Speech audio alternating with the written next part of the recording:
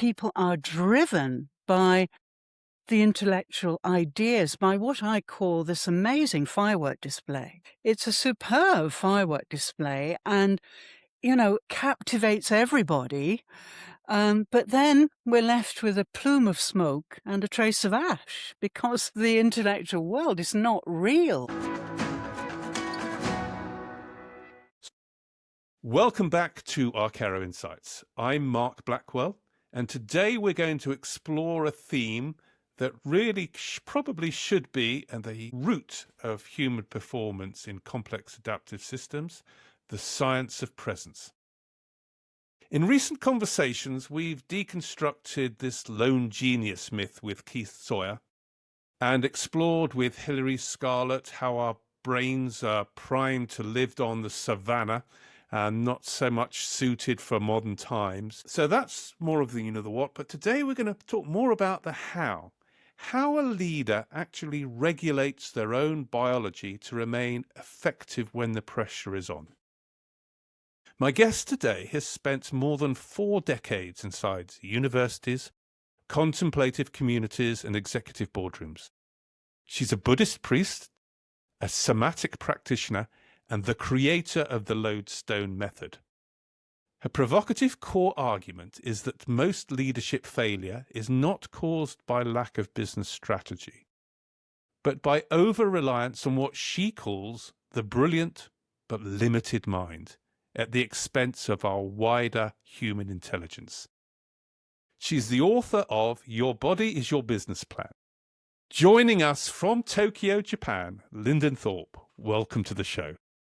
Thank you, Mark. It's so lovely to be here. I'm thrilled, and I really am excited about our conversation, and I hope it will develop into more conversations because this is such an important message, I think, to get out. Yeah, I think just as a position statement, the overall theme of this podcast is how to thrive in a complex adaptive world and what it means to do that.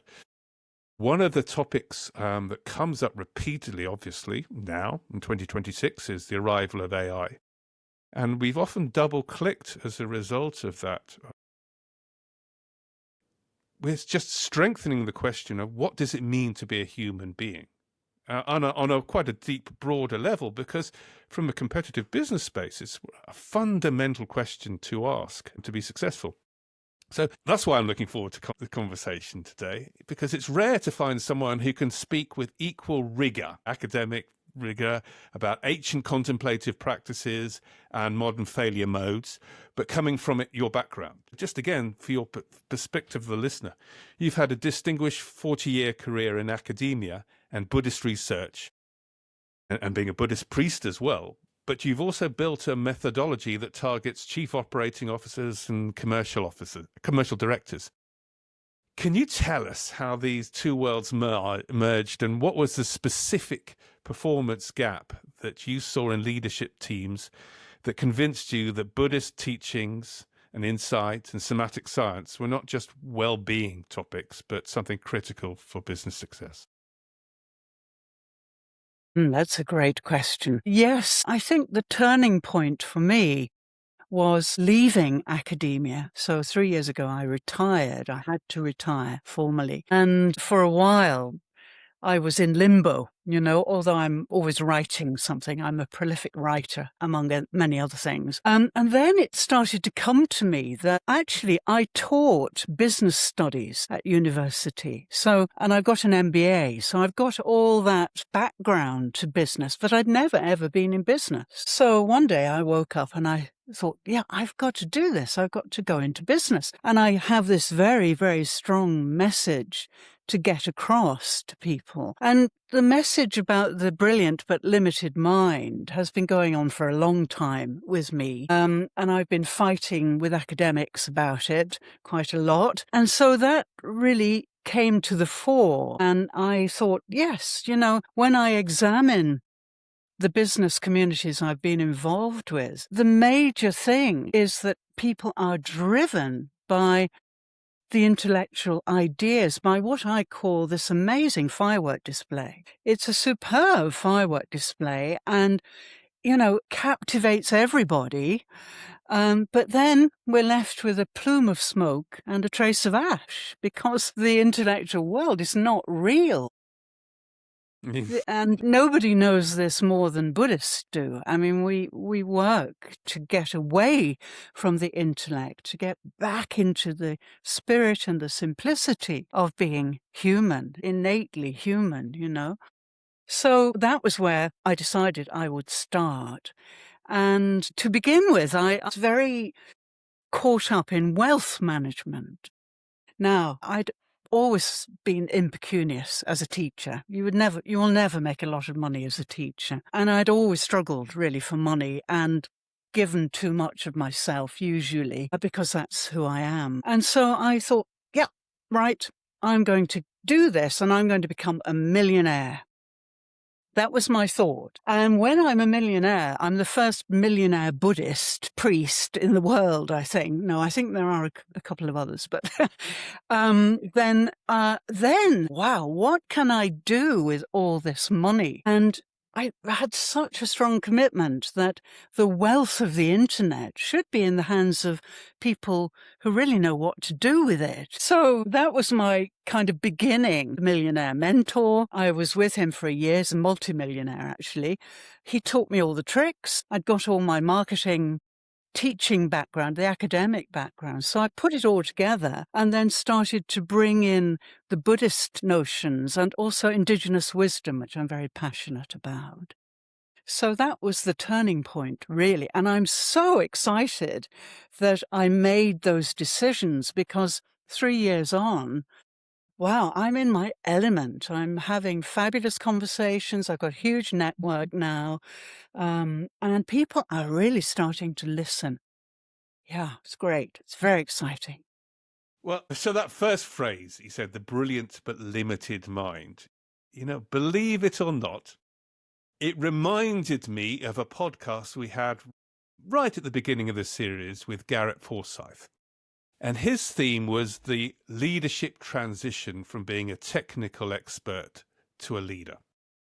And what do I mean by that? Well, I think it echoes of what you're saying is in the industries that we work in, agriculture, food, chemicals particularly, very often people are promoted for their technical brilliance in whatever discipline that they have, and that dominates. And they find themselves completely unprepared for what it means to motivate and inspire a team of people. And so we had a lovely podcast where we talked about some tricks and indeed neuroscience tricks that are being to think about. And we had a lovely discussion about being aware of the amygdala hijack. Yes. And I thought, I could just put those words in your mouth, Linden, because that might send you off on a journey.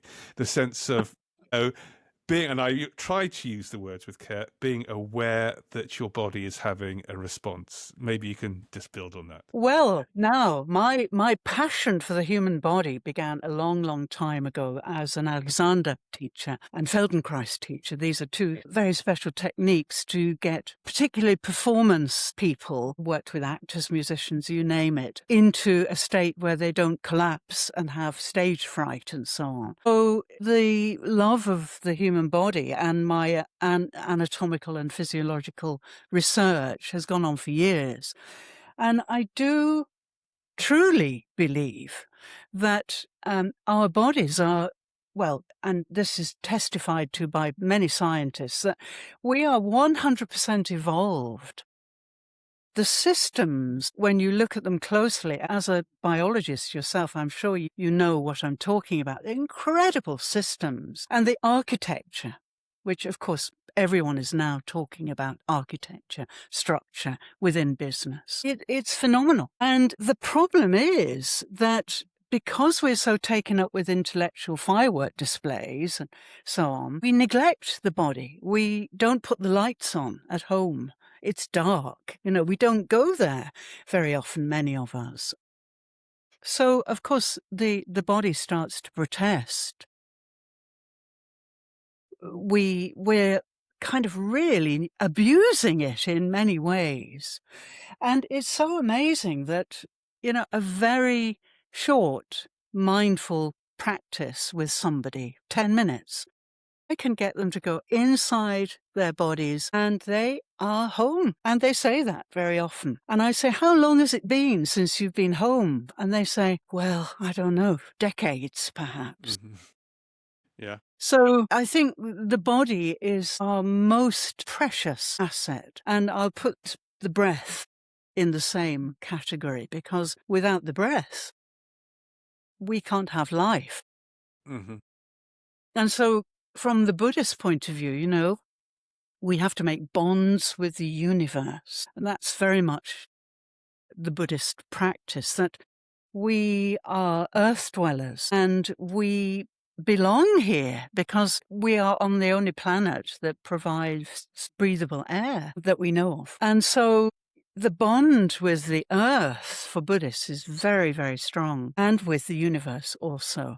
So we really want to bring people back to that position where gravity, which is another incredible asset, is holding us on the earth. I've talked a lot about gravity recently because I do a lot of gravitational sitting and standing, letting people really feel the force, as it were.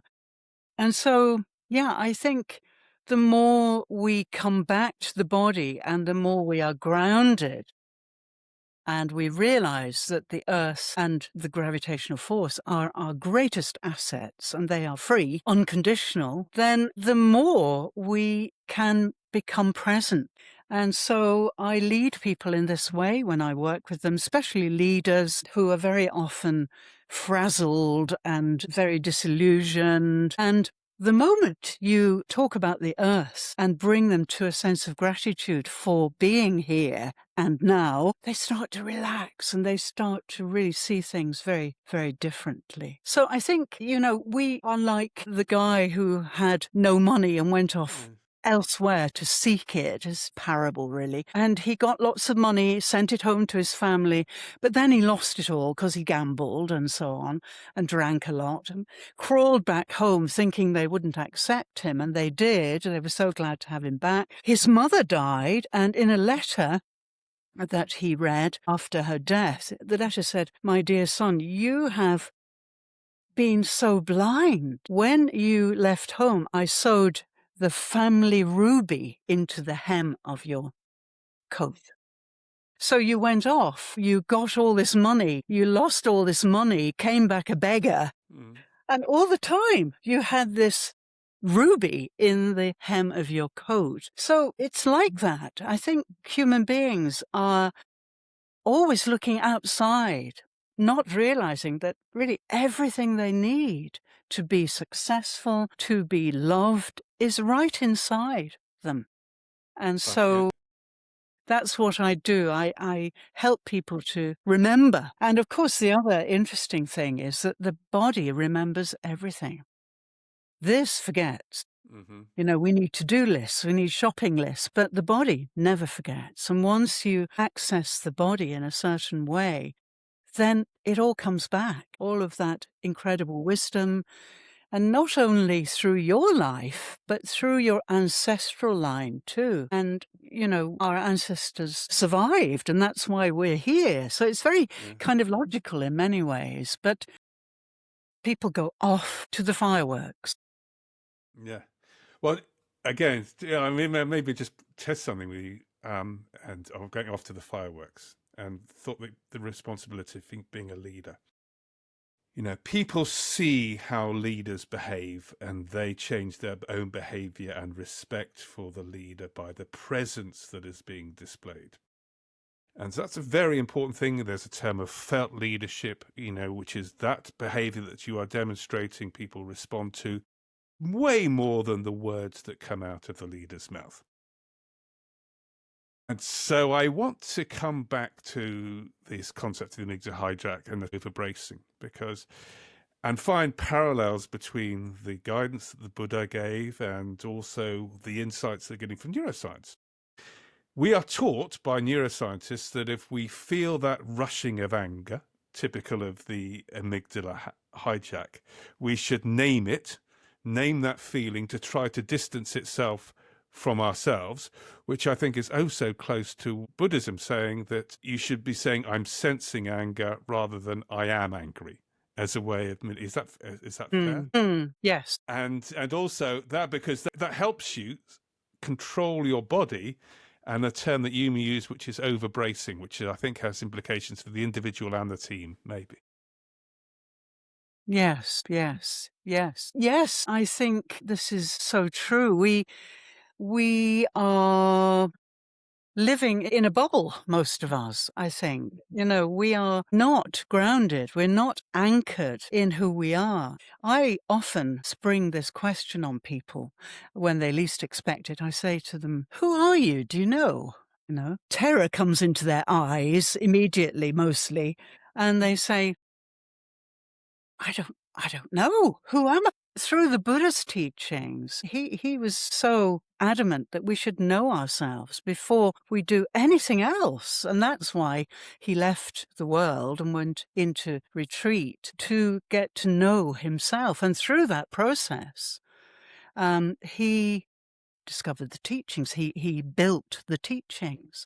So yes, I feel that we have all this incredible potential, but we're missing the point somehow, you know. So coming back to our true nature is essential. And so my flagship product is Lodestone, which you mentioned earlier. Thank you for that, by the way. Lodestone is a 30-day program. It's 30 minutes a day. It's a 30-day audio transmission given by me, and I guide you through all the layers of social conditioning that have been there for maybe decades, since you were 5, when we start to become socialized. And we go down through all those layers, through meditation, through mindfulness and other things to encounter your true nature. And people actually ring me up and say, Linden, I can't believe it, but I met myself today in your meditation. I know who I am, and I never knew before. And of course, this is a combination of things, but it's the body remembering the true nature of the child. Because we're all endowed with this incredible honesty and, joy that children often, usually have.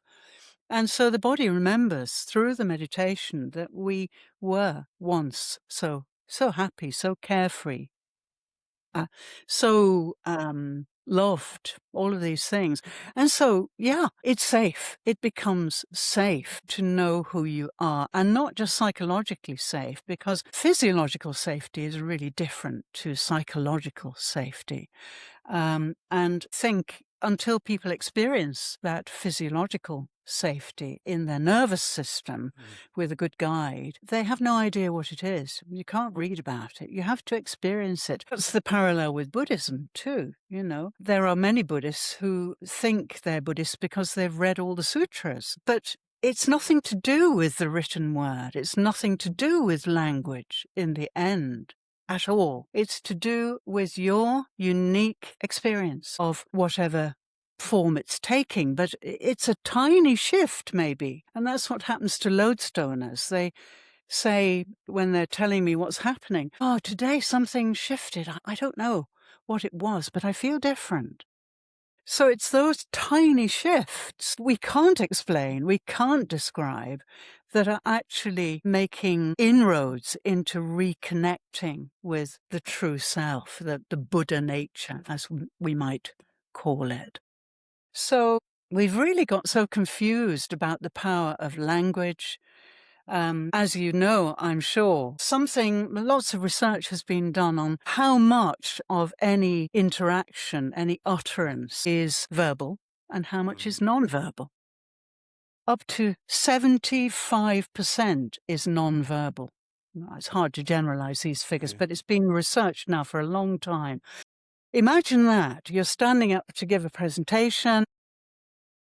You've rehearsed your speech, you've got your slides sorted out, but in fact, you haven't connected beyond those words, behind those words. And so the words you say, meaningless. they drop onto stony ground. And if you look at a really embodied leader, then they don't say much at all. They are a presence. They pause. They move around a little bit. They are not scared to death of failing with their script and, Yeah. breaking political rules. They are truly there, here and now. And those are the leaders that really make the difference. Yeah. So can I pick up on that word embodiment a bit? So I'm just wondering, a couple of listeners, if they've made it this far, they might, just think of them very scientific people looking for hard evidence and spelt their careers looking for that. So just give me a moment to see if I can make a bridge to keep the listeners on board.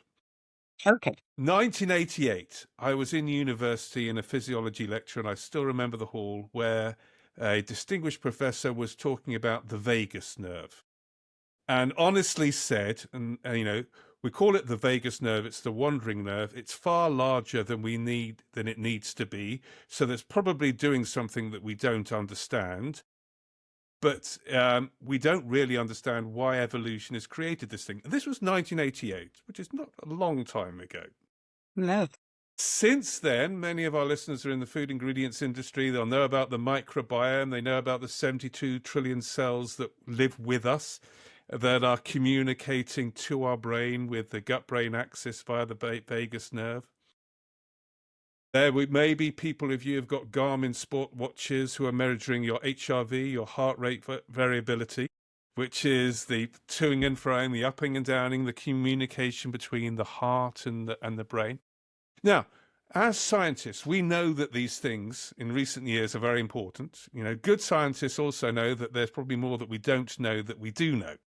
But we still believe now that the vagus nerve is fundamentally really important to us in ways that we don't fully comprehend about how the state of our mind, and may I use the word, our embodiment. So that's why I was researching about your logic. You've got your 4-compass framework with connecting the brain, the heart, the solar plexus, and the base.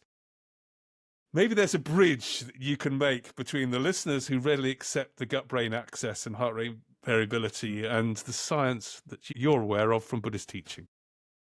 Right, yes. Well, the vagus nerve is, yes, it's an extraordinary thing. But in fact, it's not my Buddhist background that makes me focus on the vagus nerve. It's my indigenous wisdom background, because about 35 years ago, I spent several months with a group of Australian Aboriginals, and I was involved in escorting them back to Arnhem Land, which is now their territory, and no white people are allowed in there. And we were walking with them during the night, and then we built shade shelters for them during the day. But above all, we got to know them so well, and I got to know them so well. And they taught me so much. And I learnt about the vagus nerve from them. So picture this. We are walking under this amazing sky.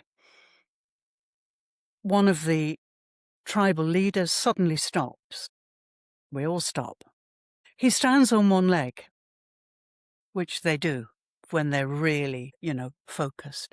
Stood on one leg, and we stood still and we waited. And after about 5 minutes, he turned around and he said, "Quick, we have to get out of this place. There's a sandstorm coming."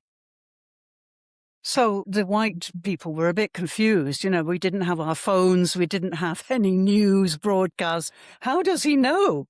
Anyway, we all repaired to a cave, and we were fine. We were fine. And later, we did access news, and we saw that sandstorm was 10 miles away from where we were. And he had picked it up through his body. Because Aboriginals and tribal peoples in general don't believe that we only listen here. This is a limited mind trick. The listening is close to the brain, and this is intellectual listening. And yes, we need it in the intellectual world. But in fact, sound is vibration. And if we are open, our whole body can receive that vibration. And, you only have to look at deaf people dancing. which I've worked with quite a lot of hearing impaired people. They can't hear the music, but God, they can dance. They feel the vibrations, through their entire bodies. So, it's a fact that we can detect vibration with the whole body. And as a musician, this is very, very precious to me. I started out life as a professional musician and then became music therapist, which is another strand of the things I'm bringing together. So basically, yes, I was knocked out by this whole body listening thing. I just couldn't understand it here at all. But when I got back to civilization and started to research it, I realized that most tribal peoples have incredibly toned up vagus nerves, very tightly toned up. And most urban dwellers, flaccid, no tone at all. So, of course, the signals that are coming, the biofeedback signals that are coming up here are very weak. And that's why burnout happens. Sorry, I'm mentioning burnout, but it's a big concern of mine. And really, it is a breakdown of the vagus nerve that causes burnout because people don't receive the distress signals. They can't stop. And their body's screaming, but they can't hear it. That's so sad. So anyway, when I looked closely at the vagus nerve, because like you and maybe our audience, I wasn't sure it was such an important nerve at all. When I researched primitive peoples and indigenous peoples, and quite a lot of research on their physiology, because they've got lots of things that we don't have, like incredible eyesight.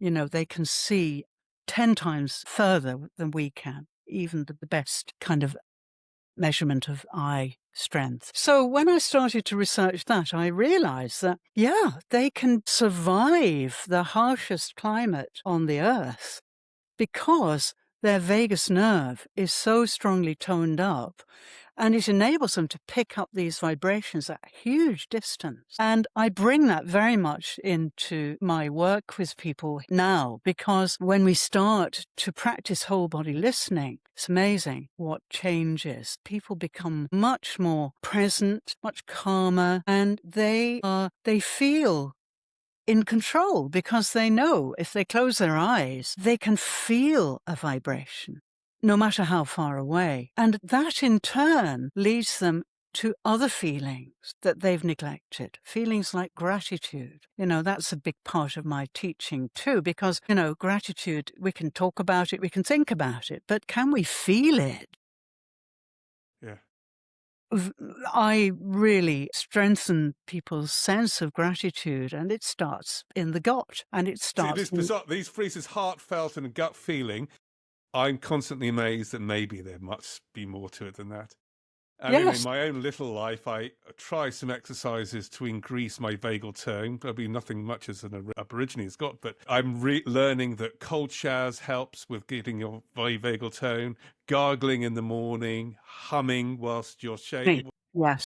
Humming, and by the way, humming, oh my goodness me, we are back to ancient traditions like Buddhism again so quickly that they seem to have discovered these things as being, that we are now discovering as neuroscience valid, that was just part of the daily life.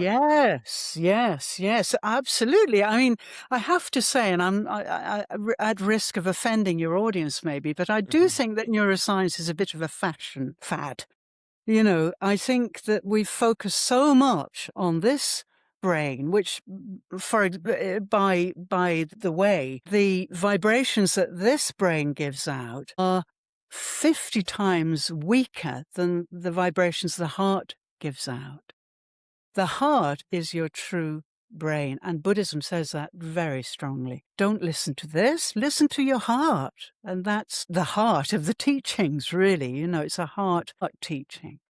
So I think that I don't mean to be disrespectful to neuroscientists. I think they've done a great job in educating us. But I think it's time now to come down a bit into the body and to look at things the other way round. So look at the body first and, plumb the depths of the body. And of course, when we look back at Vedic culture, I've got a very long background with Vedic meditation and so on, Vipassana and so on. Then we see that the chakra system is just brilliantly accurate in terms of ganglions and, nerve endings coming together and so on. And they knew that, 5 or 6,000 years ago. So it's all coming I mean, in round. my defense of neuroscientists, I think their message for me that I'm picking up, maybe it's a biased message, is that there is more neural tissue outside of the brain, so we should be thinking outside of the brain as a processing organism. And Yes, that's the bridge, I think, that we need to think from neuroscience, that it's yes. not just about the servo. There is stuff going on elsewhere that we should be opening our minds to the possibility that it may be more than we currently think it is from a limited mind perspective. Absolutely. I mean, it's great, and it's really interesting. But is it useful to our lives? Does it make people happier knowing about neural science? And that's what I'm concerned about. Are people happy? And when you ask them, I do very often. I'm, great at intimidating people with asking these strange questions. I asked someone the other day, "Are you happy?" And he said, "Oh, yes, I'm so happy. I've got a beautiful wife, got 3 children, great job, a super car, and I go on holiday 3 times a year. I'm so happy." So I paused and I said, "But what if you didn't have any of that? Would you be happy?" And again, this look of terror came into his eyes, and he said, "No, would not. I would be unhappy." So there is a way in which we are so habituated to outsourcing our happiness and many other things, our health, our wealth, all sorts of our education. We outsource when all the time coming back to the ruby sewn into the hem of the coat. We've got so much, and in fact, I would argue all we need to be truly happy and truly successful right here. So I mean, again, I'm pushing a little bit back, going back to a combination of being inside us, and we don't need external analyses and the value of the brain. Psychobiotics. I mean, I can be a lot happier based upon what I eat in my diet and the chemical signals that the microbes in my body send to the rest of my body, including my brain, as a result of that. I'm not saying that's the end of the journey. I just view it as a door opener into thinking more holistically from what it is. Yes, yes. I think that's so true. And not hygiene, nourishment, nutrition. Yeah. Sorry, I've got Japanese words coming into my head. I'm losing my English steadily. Yeah. Nutrition is really key, and Buddha said that very strongly. You can't be wealthy and healthy and happy unless you're well fed. So nutrition is just so important. And of course, that's another problem with fast food, with people addicted to screens and so on. They're not eating properly. They're not eating at all sometimes. And quite often burnout victims are malnourished. They haven't eaten for months because they've been staring at their screens. And that's, I think, in the 21st century, that's very scary in developed nations. So, Linden, thank you. We've had a broad discussion. I've got a load of questions to ask yet, but I know if you want to come on again, I've already prepared for another podcast. But maybe I'm going to be conscious of the listeners' time. Just Yes. as a final question for today. Yes.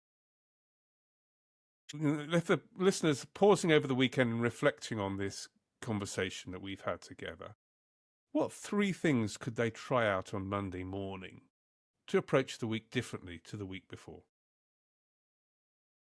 Right. That's a great thing to suggest. Yes. Well, I would say the first thing is when you open your eyes on Monday morning, switch off the alarm clock, open your eyes, just pause for a moment and be grateful for your breath. Because you've got through the night, you've slept for 7 or 8 hours perhaps without thinking about your breath. And it has got you through that night. And so every day I start off, and especially on Mondays, because that's my starting day too, I spend just a few moments feeling gratitude. And as I mentioned before, it's not a thought and it's not a word. You can't put it into words. It's a state of being, and it's well researched too, for those of you out there who don't need all the proof. It's well researched that grateful people have very kind of healthy systems going on inside their bodies. So, yeah, if you feel it, feel gratitude coming up from the base of your spine, from your gut, and feel it welling up and let it come, because it may bring tears. It brings tears quite often to me. Wow, I've got this incredible opportunity to be a human being, and it's only made possible through my breath. So for me, the breath is the first thing every day. Right. So you can try that. Number two, we are each the supreme rulers of our being. Many people don't believe that, but we are. Only we can make decisions. Only we can make changes. And so what I do next is I spend a few moments visualizing my day very calmly, almost meditationally. And it's not just a 2D visualization, it's 3D technicolor. And it's me walking into my life, doing this project, working on this, walking out into the forest. And it's me choreographing my day, actually going through it, as sports people often do, and music performers. So I visualize my whole day. The finishing is when you say, okay, that's my day. But also I have to promise myself that if it doesn't go quite as I rehearsed it, that's okay. It's okay. Something may take me away. And that's okay, because I'm using my awareness to move perhaps in another direction from my choreographed day. So you have to give yourself permission for it to be slightly different than you visualize. If not, you may start to get frustrated, and you may strive too hard to make those things happen. And that's, again, when we start to get the burnout patterns coming. Well, that's number two. Okay, visualize. Number three is the very first thing I do every day is I go out of the house. I have a balcony, actually. So I go and I stand on my balcony and I breathe diaphragmatically, and I raise my arms and I widen my rib cage, and I take several deep breaths from the diaphragm, because your diaphragm is your solar plexus area. The solar plexus is the root of your intention in life and your intuition too, many things. So if you breathe from the diaphragm rather than the upper chest or the belly, which increasingly people do when they're in the visual firework display, they breathe very shallowly. If you breathe consciously from your diaphragm, you will start the day with an incredible clarity, because clarity is not a mindset. It's nothing to do with the neurology, I'm afraid. It is nervous system based, comes from the nervous system, and it's a state. It's not a strategy, so we've got it all wrong in many ways. So, yeah. And once you're breathing diaphragmatically, that's a very good time to say to yourself, I am the supreme ruler of my life and my mind, this mind. Mm-hmm. Yes. And no one can change that. No one can make decisions for me. No one can pressurize me. I particularly do this with leaders, and it strengthens into a kind of mantra, and eventually they really believe it. It's kind of lodged in their bodies, So, yeah, you are the supreme ruler of you, nobody else.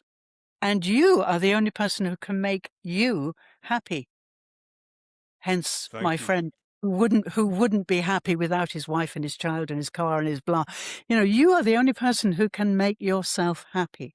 Do that, and you'll be amazed how much happiness is around you, because it radiates. Now, that's another problem with leaders. They're not happy, and they're not radiating that happiness because they're so outsourced, so stretched, and rarely go home and put the lights on, Thank you for that, Linden. That story of happiness. It's just a little anecdote. One of the things I read this morning was a story of a manager of a chain of supermarkets in New York who knew every name of employees across it. And the board of directors just felt that he wasn't as efficient as he could be. And so they fired him. Really? Response: 25,000 employees went on strike because of the board decision. Wow. Great. And the lack of having a happy boss who cared about them forced the board to change their minds, really bring back the CEO. And after 10 weeks strike, the chain of supermarkets was on strike. 10 Now, weeks. there was a hard business example of the simple value of Yes. walking the talk of what exactly you've described. I think that's Walking a the great talk. case. Yeah. Yes. And it Uh, really, it radiates. We don't realize how powerful we are just as we are. And if you're really listening to your heart and you're really embodied, when you walk into a room, you bring a light into that room, which is probably full of dark beings who are weighted down with too much intellectual stuff, baggage. Thank you. Yeah. Thank you for that, Linden. So if people want to find out more about you, where do they go? I'm going to put everything that you say in the next minute in the show notes. So please give me some pointers. Well, okay. I've got a YouTube channel. I've got 2 websites, and it's really easy. It's lindenthorp.com. Mm-hmm. And I've got a business website, which is my corporate leg, and it's lindenthorp.com/Lodestone, which is my product, -inside. So we can put those maybe in the comments box or something. And also, if you want to find me any day, anytime, I'll be on LinkedIn. That's my major platform. I'm a thought leader there, and I really collaborate with people via LinkedIn. So just come and visit LinkedIn and you'll find my profile very easily, I think. It's an easy name to remember, isn't it? Linden Thorp. Yes. Thank you, Linden. That's really enjoyed our conversation and hope we have Me another one too. sometime soon. Yeah, I hope so. Yes. Listen, we've got a great list of future guests coming up. So please be sure to subscribe to the podcast. And we look forward to seeing you again soon. Thank you very much. Great. Thank you. Mark. It's been a great pleasure. And thank you, everybody out there, too, for, patiently tolerating me. It's been a wonderful journey. Thank you, Linden. Goodbye. We'll see you next time. Thank you. Bye-bye. Bye-bye. That was Linden Thorp, and I suspect many of you are currently thinking about where you might be overbracing against the pressures of the week.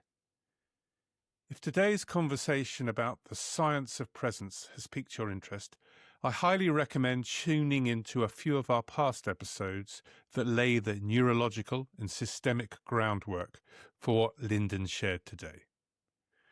For more on the amygdala hijack, revisit my conversation with Garrett Forsythe on navigating the transition from technical expert to effective leader.